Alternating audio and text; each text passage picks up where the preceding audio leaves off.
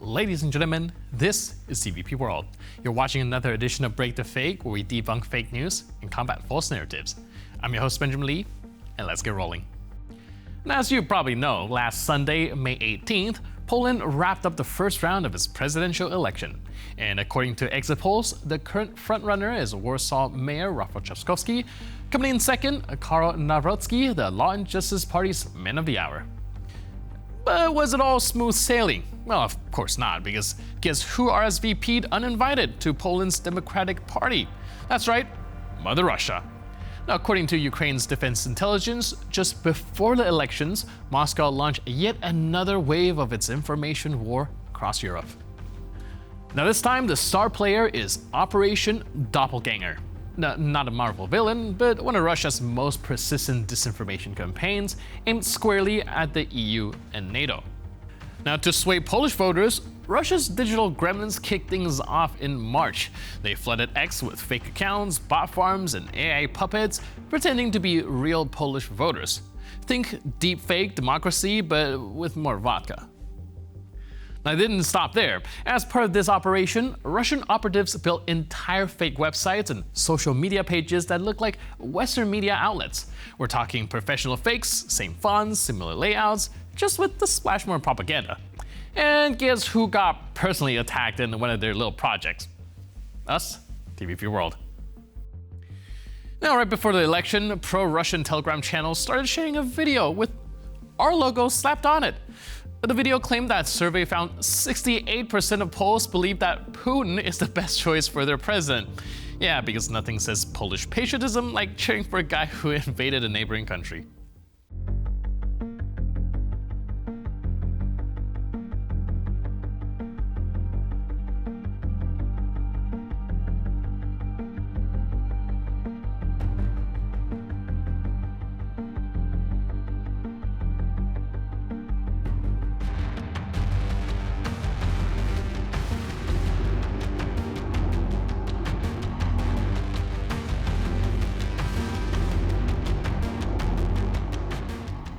Now, let's be clear, that video is a total fake. We never posted it, not once. The Kremlin's digital crew stitched it together using generic stock footage, public domain clips, fake captions, and a soundtrack straight out of a conspiracy podcast. Sure, they try to mimic our social media style, but the execution, kinda sloppy. Wrong logo placement, operant shadows, and budget-level fun effects. Again, we repeat, we had nothing to do with this video. It's a Kremlin knockoff, not a news report. So to our viewers, always double check what you see online. Want to confirm if something came from us? Just hit our YouTube channel, our official website, scroll to any video and you'll see our official links. Stay sharps, the bots, they're busy. Now, the way Russian propagandists shake their nuclear toys on TV is increasingly resembling a midlife crisis with subtitles. A cry from the soul, the same soul that still can't process the trauma of McDonald's leaving, IKEA shutting down, and a terrifying reality that the entire continental United States is still not losing sleep over either nuclear warheads or Vladimir Solovyov. Now, for Solovyov, nuclear apocalypse isn't a Cold War nightmare. It's a daily warm-up act. He talks about nuking cities the way most people talk about the weather. Washington, London, Lisbon, spin the globe and threaten whatever it lands on.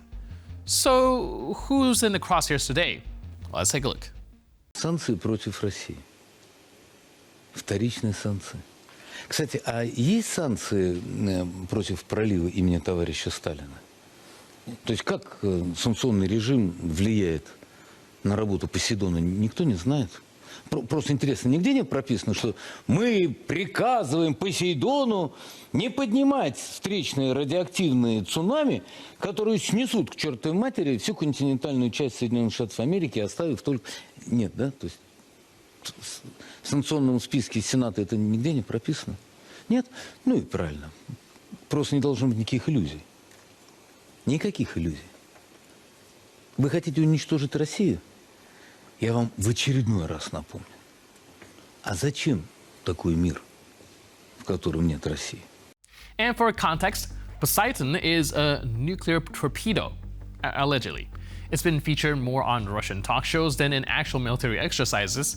It supposedly exists, but it's so top secret, even Russian physicists are flipping through their textbook going, wait, what? But hey, who needs facts when you can broadcast a CGI tsunami wiping out New York? Now, Solovyov's not quoting military strategy, he's quoting fan fiction that he probably writes on the back of his Kremlin pass. But Russian state TV has officially become a support group for people suffering from post-imperial withdrawal. Where others need therapy, Solovyov just needs a camera, a microphone, and a nuclear fish in a PowerPoint presentation. Now, when a country can't impress the world with anything modern, all it has left is Cold War nostalgia and nuclear cartoons with Solovyov as state chief animator. So the next time he starts rambling about Poseidon washing America away, it's just another rerun of "We're not mad, you should just be scared." And speaking of people who aren't laughing, guess who just picked up the red phone to chat with Putin? Yep, Donald Trump. On Monday, May 19th, the US president had a much hyped phone call with Vladimir. Peace on my terms, Putin. Now, somehow the phone line withstood the gravitational pull of ambition, ego, and Putin's 90-minute monologue about how he's actually the victim here. Trump, for his part, called it a great call, maybe the best, which, if nothing else, proves he's very consistent with his Yelp reviews. Добрый вечер. Меня коллеги просили сказать несколько слов о результатах нашего телефонного разговора с президентом Соединенных Штатов. Действительно, этот разговор состоялся, продолжался более 2 часов. Хочу отметить, что он был очень содержательным и весьма откровенным. И в целом, на мой взгляд, в этой связи весьма полезным. Прежде всего, я поблагодарил президента Соединенных Штатов за поддержку со стороны США возобновления прямых переговоров между Россией и Украиной по поводу возможного заключения мирного соглашения. По поводу возобновления переговоров, которые были прерваны украинской стороной, как известно, еще в 2022 году. Президент Соединенных Штатов высказал свою позицию по поводу прекращения боевых действий, перемирия, и со своей стороны отметил также, что и Россия выступает за мирное урегулирование украинского кризиса. Мы должны просто определить наиболее эффективные пути движения к миру. Договорились с президентом Соединенных Штатов о том, что Россия предложит и готова работать с украинской стороной над меморандумом по поводу возможного будущего мирного договора с определением ряда позиций, таких как, например, принципы урегулирования, сроки возможного заключения мирного соглашения и так далее, включая и возможное прекращение огня на определенное время в случае достижения соответствующих договоренностей. So the Kremlin described the conversation as frank and informative, which usually means Putin spent half an hour blaming the West, calling Ukraine an artificial entity, and explaining how peace only happens once Kyiv hand over its sovereignty, its troops, and the Wi-Fi password. The Kremlin called it a chance to resolve the crisis, but let's decode that.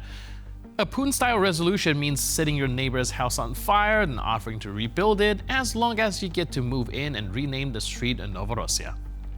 So, what did the world get from this call? Well, the same offer of peace in which Ukraine quietly disappears, and the same reminder that, you don't make deals with people trying to erase borders, you draw lines that they can't cross. Yeah, it's the same old episode, no new plot, no character development, just Putin still mourning the fall of the Soviet Union and calling it foreign policy. And with that, we conclude this edition of Break the Fake. But for more news, update, and commentary, please stay tuned to TVP World.